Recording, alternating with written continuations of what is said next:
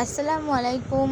Welcome house wife cooking recipe and blog চ্যানেলে। কেমন আছেন সবাই? আলহামদুলিল্লাহ, আমরা সকলে ভালো আছি।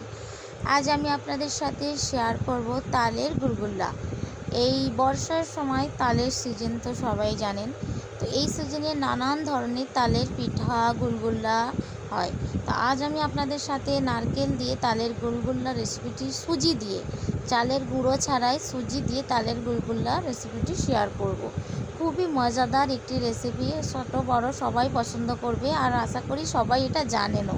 কিন্তু আমি এটা একটু অন্যরকম পদ্ধতিতে সুজি দিয়ে ব্যবহার করব।